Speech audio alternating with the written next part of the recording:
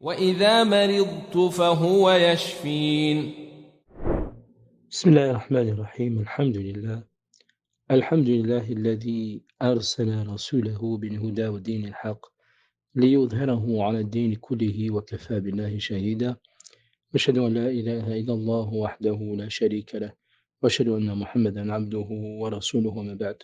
Nous sommes toujours dans l'authentique de la médecine prophétique. Aujourd'hui, nous allons traiter une pathologie qui était au temps du prophète sallallahu alayhi wa sallam et nous allons voir ensemble comment le prophète l'a traité. Le traitement des coliques. Euh, Comme le fait souvent notre imam Ibn Qayyim, apporte donc un dalil, une preuve, et c'est bien sûr les sources de la médecine prophétique, basées sur les hadiths et le Coran. Abu Saïd al-Khudri rapporte qu'un homme vint trouver le prophète sallallahu alayhi wa sallam et lui dit: mon frère se plaint du ventre. Et donc, dans les explications du hadith, c'est la colique. Et dans une autre version, mon frère souffre de colique. Donc le premier hadith explique le deuxième. Et lui répondit le prophète sallallahu alayhi wa sallam, donc la pathologie, le prophète répond et dit: fais-lui boire du miel. L'homme partit, puis revint en disant: je lui fais boire du miel, mais cela n'a rien servi. Et dans une autre version, mais cela n'a qu'augmenté sa colique. Il revint 2 ou 3 fois, et à chaque fois le prophète sallallahu alayhi wa sallam lui a dit: fais-lui boire du miel. La troisième, quatrième fois, il lui dit: Allah a dit vrai, et le ventre de ton frère a menti. Allah a dit vrai, et le ventre de ton frère a menti. Et dans la formulation de Muslim, la digestion de mon frère est mauvaise et mon estomac est malade. Méditons ensemble ce hadith du prophète sallallahu alayhi wa sallam et on en tire énormément d'enseignements. La première chose, qu'est-ce que la colique? La colique est une affection de la cavité abdominale. Toutefois, dans la langue courante, comme on dit, le terme colique est souvent employé. On dit souvent donc colique, ou on dit souvent aussi donc diarrhée, par une simple raison que cette dernière maladie se caractérise par des douleurs intestinales complexes à l'évacuation des selles liquides. Et d'une façon générale, le concept de colique recouvre un ensemble d'affections très courants. Et il y a plusieurs coliques. Pour traiter la colique, il y a la colique hépatique, vésiculaire, néphrétique, colique de diarrhée, colique du nourrisson. La colique, c'est souvent des douleurs spasmodiques qui sont assez violentes du côlon, plus généralement de la cavité abdominale. Donc, c'est une maladie souvent bénigne, mais courante, qui concerne bien sûr le ventre,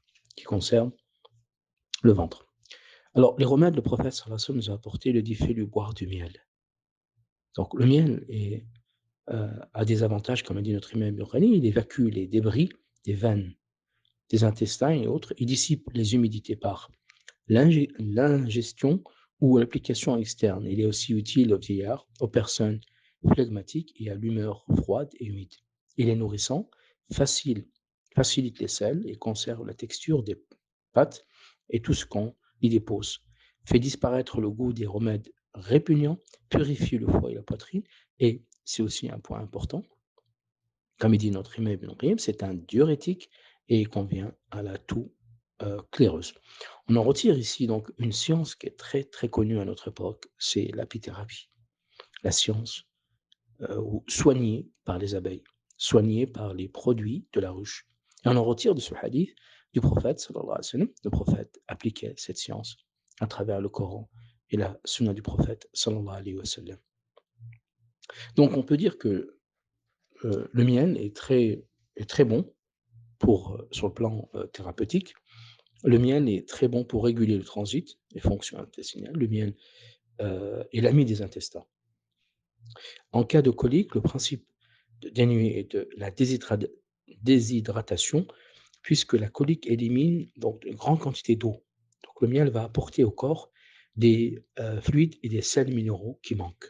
Et des sels minéraux qui manquent. Donc le miel, on peut dire que contribue à limiter les bactéries intestinales, il ne compense pas seulement, il fait disparaître les causes du mal.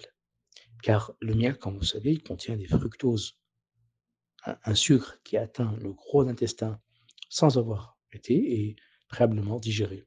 Ainsi, lorsque les bactéries intestinales commencent les processus de cette fermentation, le glucose va permettre de jouer un rôle de laxatif naturel. Ou plutôt, on appelle aujourd'hui ce qu'on appelle les prébiotiques. On appelle aussi les prébiotiques. Donc le miel est riche en sels minéraux, en phosphore, en calcium, en fer. Mais malgré tout cela, le miel s'utilise souvent avec d'autres plantes. Et on va voir ça ensemble, Inch'Allah. Ibn Qayyim donne une technique qu'il y avait dans son temps, qui est très bien utilisée aussi. On peut utiliser le boire le chaud avec de l'essence de rose. Le rose fait apaiser aussi, il est alcoolique. Il serait utile aussi contre les morsures des bêtes, consommer donc qui les bêtes venimeuses et la consommation d'opium. Ça, c'est pour les addictions. Et si on le boit seul mélangé à de l'eau, il est utile contre les morsures donc de chiens enragés, la consommation de champignons mortels. Et si on y met de la viande fraîche, tout ça, il parle des bienfaits du miel. Les bienfaits du miel, et il y en a énormes. Hein.